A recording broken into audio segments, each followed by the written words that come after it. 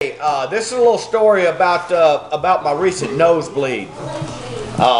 It was last Sunday, a week ago actually, and Nancy and I had gotten up and gone to church, and we stopped and got a little chicken and ate lunch. I got up to dispose of my bones. Unlike Fernando, I can put everything in one can. Fernando has to sort his out, but at any rate, I leaned over to get rid of my chicken bones, and I thought my nose was running a little bit. So I had my piece of paper towel. I blew, dropped it in the wastebasket, not thinking anything about it, and it continued to run. So I grabbed up another one and blew. And it was full of blood. Now, I'd never had a nosebleed. I don't think ever as a kid I had a nosebleed. I didn't remember. So at any rate, Nancy, my little bride, says, "Well, hold on. I got something for that."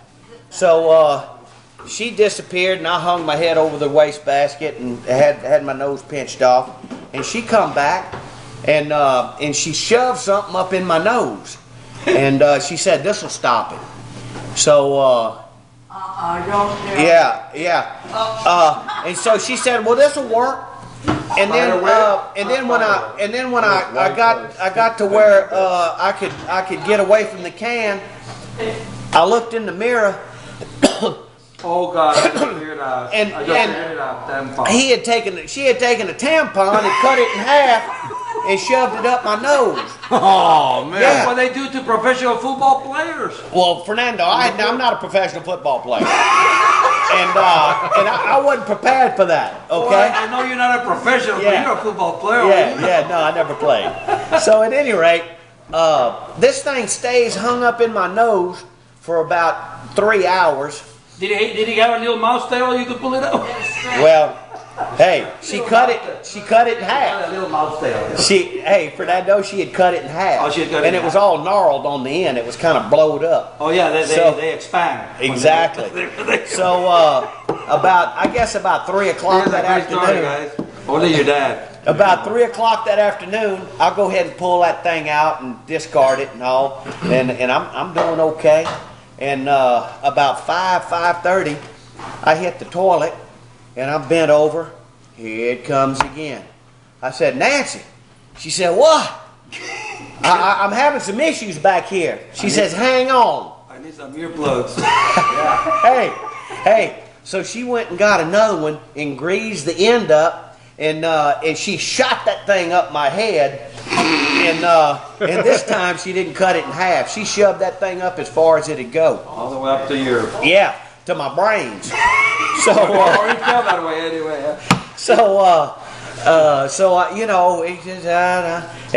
I'm trying to get comfortable, and I've got my head's bleeding and all, and so I sit down in my recliner, and I'm kind of leaned back, and I got something dangling that's tickling my chin now, and I said, "Nancy, what is this?" She said, "That's that string." She says, "Give me a cigar lighter, I'll burn it off." I said, "Well, whoa, that's cotton ball. That'll have a fire up in my head here." Why don't we just cut them off? Get some sense of burn them cut it off. Snip them off. Don't burn them off. So I got rid of the string, and now I've got this thing in my head, and now it's about 9 o'clock.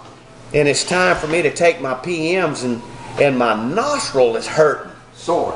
It's sore. And unbeknownst to me, that thing was swelling up, and my nostril hole was as big as about a 10-gauge shotgun barrel. And I thought it was go for it. I thought my nostril was going to split open. So at any rate, we pull that thing out. I bet you're buying those now regularly and putting them in your emergency first aid kit. Hey, that's a very good idea, Fernando. So, sir, I'll have a case of them. Yeah, let me have them Maxis. So, because God knows my nose is big enough.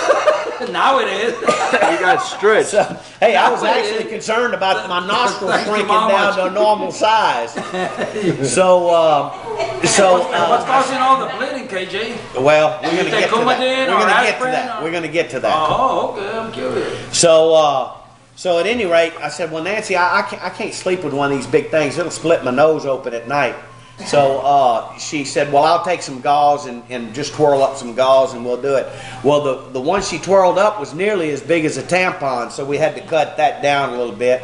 She greased it up, shoved it in there, and left me just enough to be able to pull out in the morning. Right. Okay, so I slept, no events during the night.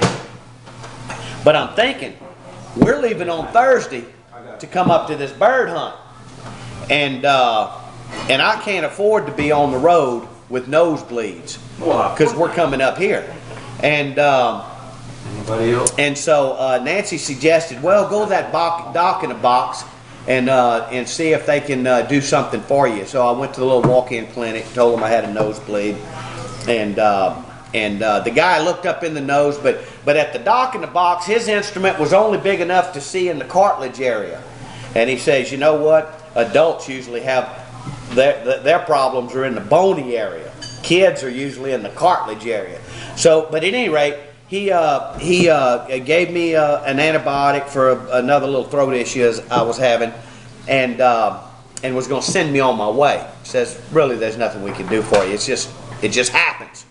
So while I'm signing off my paperwork, here comes my nosebleed again. Oh, man. So he says, hang on, I'm going to make you an appointment with EMT because you're trying to leave town, so we need to get this taken care of. So he makes an appointment at the EMT for that afternoon, and I get in there, and this guy is looking around, and he says, okay, I see it. It's an abnormal blood vessel, and what we're going to do is we're going to cauterize it. We're going to burn it. So, but he says, before we do that, I got to anesthetize your sinuses. So he takes this string of cotton and dips it in something, and he shoves it up my nose as far as he can get it back there. And you went brain dead. No, but what did go dead was my esophagus, my swallow muscle. Uh-oh. And I said, Doc, and this stuff was bitter as gall, and I was Probably gagging. ether, no? Probably some kind of ether, what's in there? Probably some What, kind a of Novocaine or something? I don't know what it was. I said, Doc, I think I need a little water to chase this down. He said, no, that's not a good idea. We're not going to give you any water. And about a minute later, I'm trying to swallow. You know why they can't give you water? I couldn't You can't swallow. control it, it might go into your lungs, right, Nancy? I couldn't swallow. And now I'm starting to gag. And my saliva is starting to foam up. And Janelle, you're an oral person. You ever seen that saliva foam up? It was like Kofi does it. When I bring the corn out, Hey. he foams at the mouth. Hey, I was starting to foam. I was going. But I couldn't swallow, and this is balling up in my mouth. Give me the trash can, And so dog. I'd get out and I'd spit in the thing, and I'd come sit back down, and I'd try to swallow. The doctor said, don't worry, in about 30 minutes you'll be able to swallow again. I'm trying to swallow.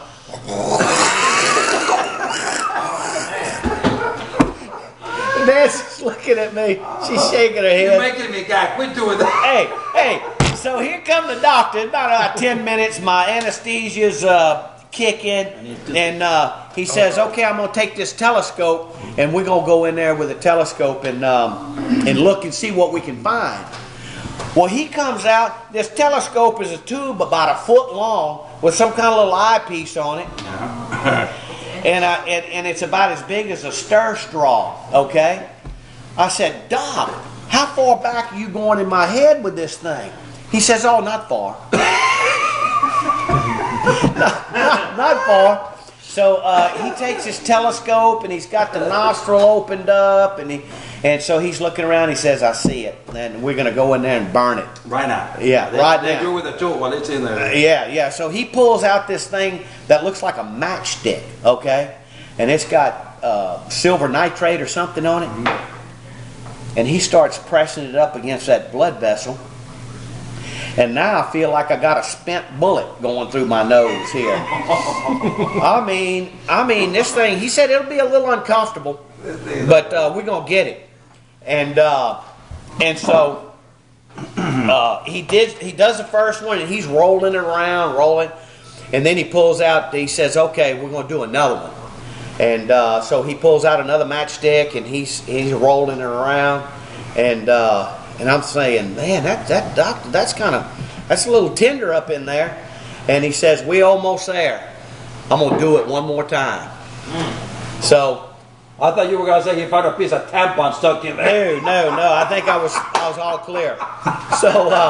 So he gives me that third burn in there, and man, this thing is hurting now. I've got tubes and telescopes and matchsticks and bullets and so I can't swallow. My nose is running. It's on fire. I'm gagging. And Nancy says, "If you don't quit all that, I'm going to have to leave. I'm going to have to get out of here." So a few minutes later, I could start to swallow a little And this bit. is how many days before you come down here, Ken? This was last Wednesday. Monday. So last like a week Monday. before you 7 days ago. So at any rate, I can finally start to swallow a little bit, and all I can say is that the pain and agony was worth it because I was able to come out here and join the boys and all the family, Well, my it brothers sounds and sisters. painful and agonizing. It is.